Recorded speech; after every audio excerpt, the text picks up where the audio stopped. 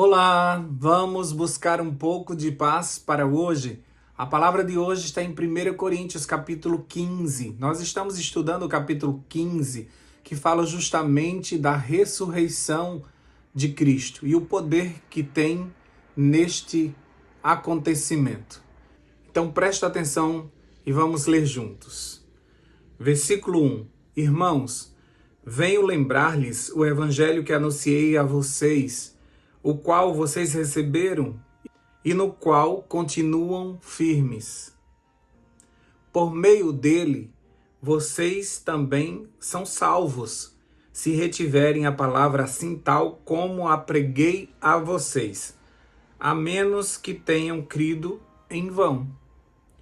Antes de tudo, entreguei a vocês o que também recebi, que Cristo morreu pelos nossos pecados, segundo as Escrituras, e que foi sepultado e ressuscitou ao terceiro dia, segundo as Escrituras, e apareceu a Pedro, e depois aos 12, depois foi visto por mais de 500 irmãos,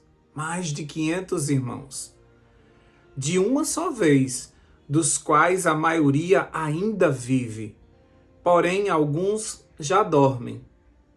Depois foi visto por Tiago e mais tarde por todos os apóstolos.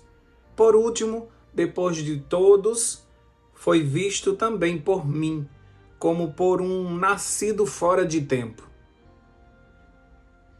Porque eu sou o menor dos apóstolos e nem mesmo sou digno de ser chamado apóstolo, pois persegui a igreja de Deus. Mas, pela graça de Deus, sou o que sou, e a sua graça que me foi concedida não se tornou vã. Pelo contrário, trabalhei muito mais do que todos eles. Todavia, não eu, mas a graça de Deus comigo. Portanto, seja eu ou sejam eles, assim pregamos e assim vocês creram. Paulo começa o capítulo 15 relembrando desse evangelho que ele pregou e como essas boas novas têm poder para salvar aqueles que creem. Aqueles que creem. Presta atenção nisso. Ele deixou isso claro na carta aos Romanos, lá no capítulo 10, versículo 9 e 10, diz assim: se você confessar com a sua boca que Jesus é Senhor e crer em seu coração que Deus o ressuscitou dentre os mortos, será salvo. Pois com o coração se crê para a justiça e com a boca se confessa para a salvação. É preciso crer na palavra de Deus para que ela tenha poder na tua vida.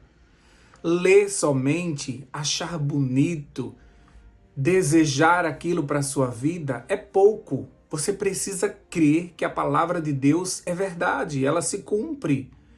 E você aceitar aquilo como uma verdade para o teu coração, para que você seja transformado por esta palavra.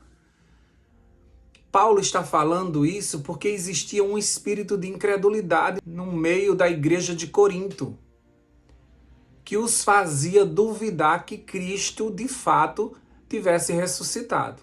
Por isso, Paulo os leva às profecias, citando que, segundo as Escrituras, a gente vê isso no versículo 3 e 4, ele diz, segundo as Escrituras. Ele faz eles lembrarem que foi profetizado que o Cristo padeceria e ressuscitaria ao terceiro dia. Por isso, a morte e ressurreição de Cristo era cumprimento das Escrituras do Antigo Testamento, do Pentateuco, que eles tanto usavam. Então essa mensagem começa a se tornar familiar, mas ainda assim persistia a dúvida. Será que Cristo ressuscitou? Paulo precisava de uma igreja que pregasse esse evangelho. Mas como eles poderiam pregar algo que eles não criam? Por isso ele os faz lembrar do evangelho que ele pregou e como no início eles receberam. E como no início eles permaneceram firmes. E como no início isso os levou à salvação. Mas agora, com o passar do tempo, eles começaram a questionar o quanto tudo isso era verdade. Talvez pela diversidade de culturas que tinha naquela igreja, talvez alguém tenha levantado um questionamento, alguma coisa aconteceu na igreja de Corintos, que eles começaram a duvidar. Será que Jesus ressuscitou mesmo? Por isso Paulo, em sua carta, os faz lembrar que esse evangelho tem mais aparência de notícia do que um conto de fadas ou uma parábola. A sua mensagem é mais parecido com notícia, porque aconteceu.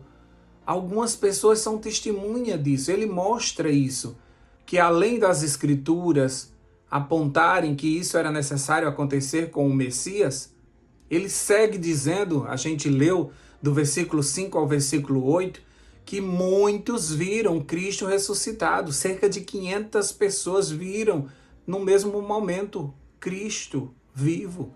Ele passou 40 dias aqui na terra, instruindo os discípulos acerca do Espírito Santo que viria, e comendo junto com eles e aparecendo a várias pessoas. E Paulo diz que muitas dessas pessoas ainda estavam vivas, que eles poderiam consultá-las porque elas eram testemunhas oculares do que tinha acontecido. Se isso era necessário para que a fé deles fosse firmada, que eles fossem consultar essas pessoas para ficar provado que essa mensagem que Paulo estava pregando era de fato verídica. Se você crê que Jesus ressuscitou e se você entende o que isso significa no plano da salvação, certamente você vai espalhar essa boa nova para o maior número de pessoas, para que elas sejam salvas, a começar por sua casa, por sua família. Em pleno 2026, ainda existem crentes que não creem o suficiente para pregar com convicção e contam essa história como eles ouviram de algum lugar ou leram em algum lugar, mas eles não contam com a certeza do seu coração que Cristo morreu na cruz pagando os nossos pecados e ressuscitando, nos dando a certeza que nós também ressuscitaremos, fechando assim o plano da salvação. Ainda hoje existem pessoas que não conhecem e nem sequer ouviram falar que seus pecados foram pagos e apagados na cruz do Calvário. Existem pessoas que precisam ouvir essa mensagem, porque essa mensagem traz salvação, e por isso que Paulo queria uma igreja que pregasse essa mensagem da cruz. E aí Paulo se depara com uma igreja com dúvida, uma igreja tímida, uma igreja que ainda não cria suficiente para pregar essa mensagem, proclamar essa mensagem. Você e eu precisamos proclamar essa mensagem da ressurreição. Ela é poderosa e ela traz com ela a salvação e a convicção de que fomos transformados por esse sacrifício na cruz. Você tem em suas mãos o Evangelho eterno. Que o Espírito Santo te encha do poder para que você pregue com toda a autoridade, para que o maior número de pessoas venham a aceitar esta salvação e vivam a novidade de vida. Vamos orar por isso? Deus querido, assim como a igreja de Corintos, muitos de nós podem estar nesse momento passando por um momento de crise espiritual, podem estar começando um processo de incredulidade. O tempo traz um desgaste e muitas vezes a gente começa a questionar: será que o que eu creio é verdade? Eu ainda não tive uma experiência viva com o Senhor. Deus querido, assim como o Senhor apareceu para Paulo, aparece para nós e nos esclareça a Tua palavra. Reacenda no nosso coração a chama do Evangelho. Nos dê a entender que estamos no caminho certo. Dá-nos do Teu Espírito Santo para pregarmos com autoridade, não contando uma história, não contando o que a Bíblia diz, mas sendo testemunhas de que esta palavra nos transformou, que este Evangelho colocou em nós a certeza de que Cristo nos salvou.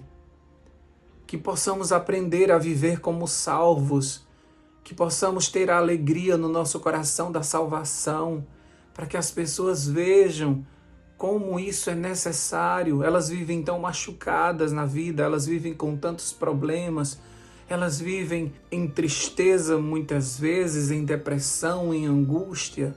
Que a gente demonstre através da nossa vida que o que foi feito na cruz foi feito no nosso coração. E é por isso que nós fomos transformados e agora a gente não vive como todo mundo vive.